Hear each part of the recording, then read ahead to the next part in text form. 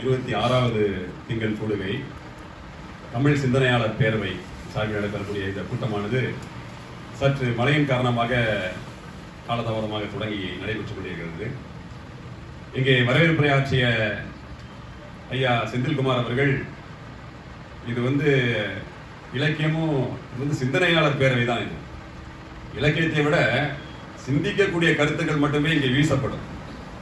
அந்த வீசுகின்ற அந்த கருத்துக்களை பிடித்துக் கொள்கின்றவர் பிடித்துக் கொள்ளலாம். அது மாத்திரமல்ல, எதிரே அமர்ந்திருக்கக்கூடிய ஐயா கோ பெரியண்ணன் அவர்கள், நான் நேரு பள்ளியை படிக்கின்ற பொழுது அவர் ஆசிரியராக இருந்தார். அவர் மேல்நிலை வகுப்புக்கு ஆசிரியர். நான் ஹைஸ்கூல் வரைக்கும் தான், உயர்நிலை பள்ளி வரைக்கும் தான் அங்கே படித்தேன். அப்பொழுது தட்சிணாமூர்த்தி ஐயா அவர்களும் நம்முடைய ஜெயராமன் ஐயா அவர்களும் அங்கே வகுப்புகளை எடுத்தார்கள். அந்த அடிப்படையில் அவருக்கும் என்னுடைய இந்த மாலை வேளையிலே வணக்கத்தை தெரிவித்துக் கொள்ள விரும்புகின்றேன். அற்புதமான எழுத்தாளர், பேச்சாளர், கவிஞர். பல இடங்களுக்கு நான் அவருடைய கூட்டங்களுக்கு சென்று அவருடைய பேச்சுக்களை எல்லாம் கேட்டிருக்கிறேன். அதே போல மேடையிலே விட்டிருக்கக்கூடிய தலைமையேற்றிருக்கக்கூடிய நாவே அருள் சிறந்த அற்புதமான ஒரு கவிதையெல்லாம் வாசித்தார்கள். அதே போல் இணை பேராசிரியர் அண்ணாதுரை அவர்களும் சரி, தோழர் உதவி பேராசிரியர் இளங்கோ அவர்களும் சரி வந்திருக்கிறார்களுடைய பேச்சுக்களை எல்லாம் கேட்பதற்கு நாங்கள் ஆவலோடு காத்திருக்கிறோம் என்ற கருத்தையும் எடுத்து சொல்லி, நாட்டின் பகை தொலை, அது புரட்சி கவிஞர் பாரதிதாசனுடைய ஆத்திச்சூடி, அதிலிருந்து எடுக்கப்பட்ட ஒரு சொற்றொடர். பகை என்று பார்க்கின்ற பொழுது எல்லாமே தீயது, எல்லாமே பகைதான். பொய் கூட ஒரு பகைதான். மனிதன் வாயிலிருந்து நாவிலிருந்து புறப்பட்டு வெளியே வரக்கூடிய அந்த பொய் கூட ஒரு பகையாகத்தான் அதை எடுத்துக்கொண்டு அதை தொலைத்து விட வேண்டும் என்பதுதான் உண்மையான கருத்தாக இருக்கும் என்ற சொல்லி, இப்போ நான் வேகமாக தான் எழுதினேன், எளிய ஒரு நடையில அதை நான் வாசிக்கிறேன். கள்ளக்குறிச்சி மாவட்டத்தில்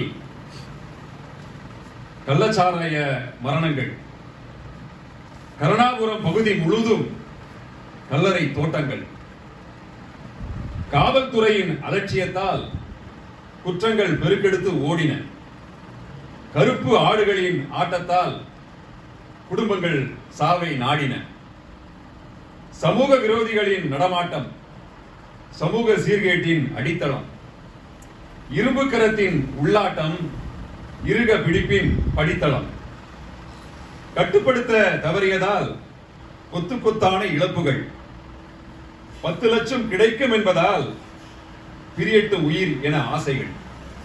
அது நடந்தது. மது பிரியர்கள் உள்ளதால் முற்றுப்புள்ளி வைக்க முடியல, மானமுள்ள தமிழன் மேல் மனம் வீச செய்யல,